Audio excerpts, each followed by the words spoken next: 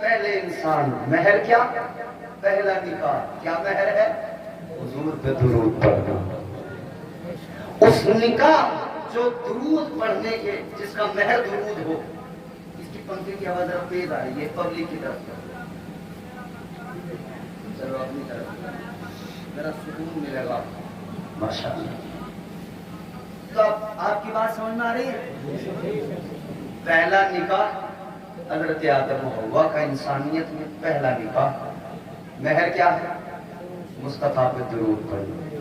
اس نکاح کے بعد میں پھر انسانیت کا وجود ہوتا ہے, انسانیت کو فروغ ملتا ہے, پھر ان کے بچے ہوتے ہیں. تو ایک جملہ عرض کرنے چلا ہوں عزیزو غور کرو. اے انسان احسان فراموش نہ بننا.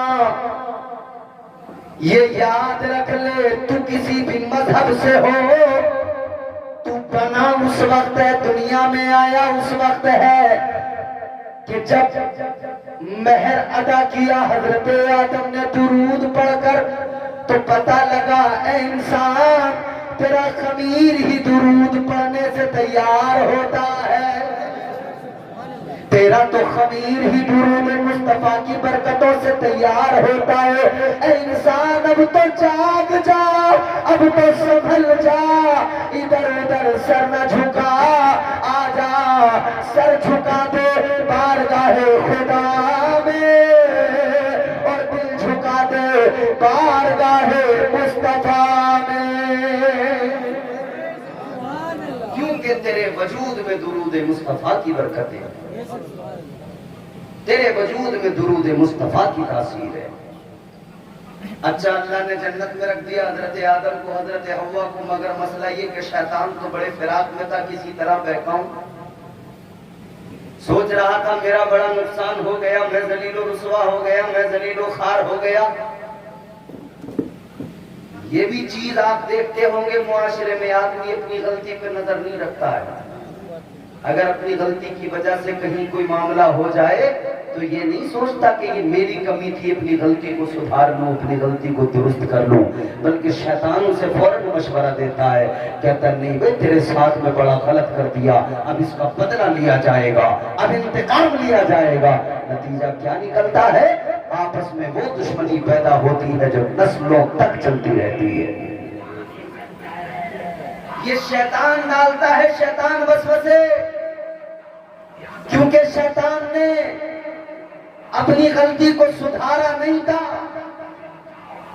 چاہتا تو رب کو منا لیتا, سجدہ آدم کو کر لیتا, مگر سجدہ نہیں کیا, انسانیت کا دشمن بن بیٹھا. بلکہ حضرت موسیٰ علیہ السلام کی بارگاہ میں آ کر جب رویا تھا نا, تو حضرت موسیٰ سے کہہ رہا تھا اللہ سے ذرا کہہ دو مجھے معاف کر دے.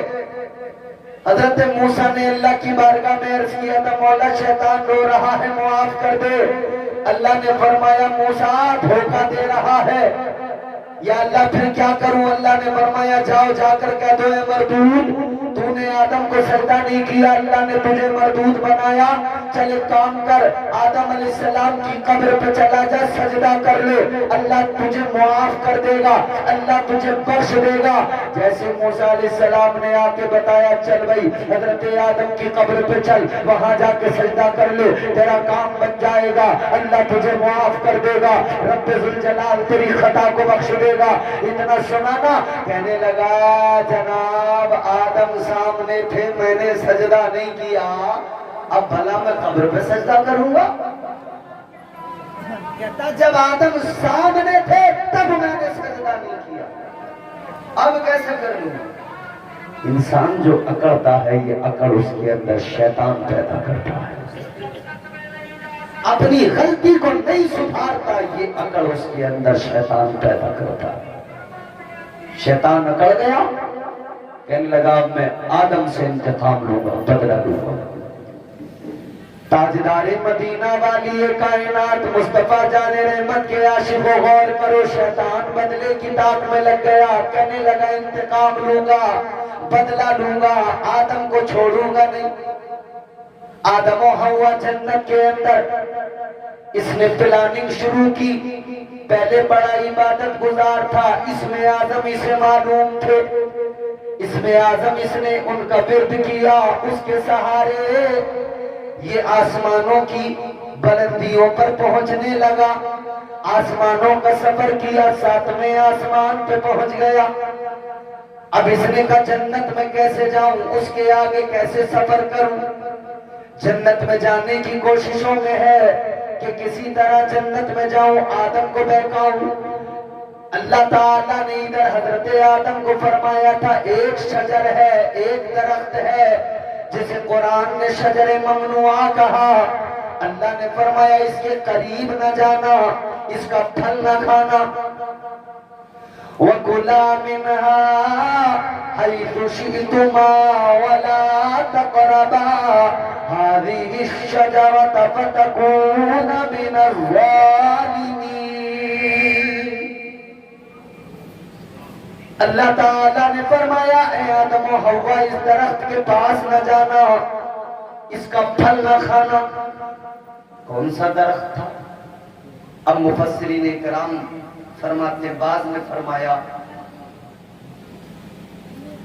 اور زیادہ تر جو مفسرین کرام جمع ہوئے وہ اس قول پہ ہو کہ وہ گندم کا درخت تھا اور گندم کھانے سے منع کیا تھا، یعنی گیہوں.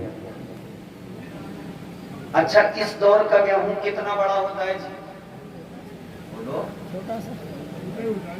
کسان ہیں آپ لوگ؟ کھیتی کرتے ہیں نا؟ اتنا سا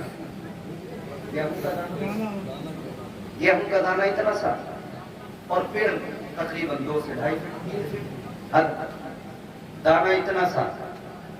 لیکن ہم نے کتابوں میں پڑھا ہے کہ اس وقت میں جو گیہوں کا دانہ تھا وہ اتنا سا نہیں تھا، وہ اتنا بڑا تھا جتنا کہ تربوز ہوا کرتا ہے. تاجدار مدینہ کے غلاموں ذہن قریب کرو، اتنا بڑا دانہ. اب شیطان جنت کے قریب تو آتا ہے مگر اندر کیسے داخل ہو؟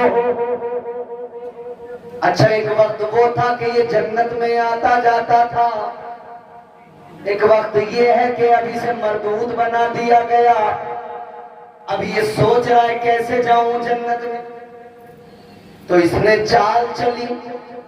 جب جنت میں آتا جاتا تھا سب کچھ دیکھا تھا.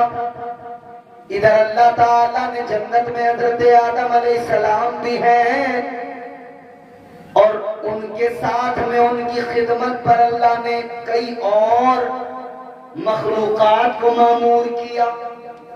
اس میں فرشتے بھی ہیں، مگر وہاں جنت میں ایک مور بھی تھا، ایک سانپ بھی تھا.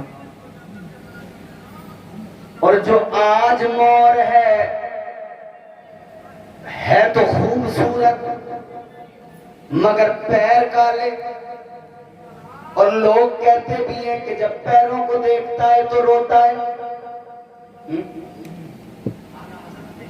اچھا سانپ آپ نے دیکھا ہوگا زمین پہ گھسٹ گھسٹ کے چلتا ہے. اس وقت کا سانپ ایسا نہیں تھا، بلکہ کتابوں میں آتا ہے اس وقت کا جو سانپ تھا اونٹ کے برابر اونچا تھا، اس کے پیر تھے. تو کہاں چلے گئے پیر سانپ کے؟ کہاں چلا گیا حسن مور کے پیروں کا؟ اللہ نے سزا دی. کیا جرم کیا تھا انہوں نے؟ اب وہ جرم بھی سن لو. جرم کیا تھا؟ حضرت آدم جنت کے اندر ہے، حضرت حوا جنت کے اندر ہے. شیطان نے اب کیا کیا؟ شیطان آیا جنت کے دروازے پہ، اور جنت کے دروازے پر دروغے جنت وہ پہرے داری میں. شیطان تو اندر داخل نہیں ہو سکتا، چھپ چھپا کے ایک طرف. اس نے ایک روز کیا دیکھا؟ اسے مور نظر آیا.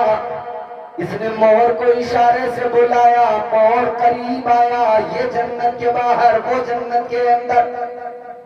اس نے کہا بھائی مور تیرا میرا بڑا پرانا دوستانہ ہے، یارانہ ہے. تو بھی جنت میں ہے، میں بھی کبھی جنت میں آتا جاتا تھا، میرے لیے دروازے کھلے تھے.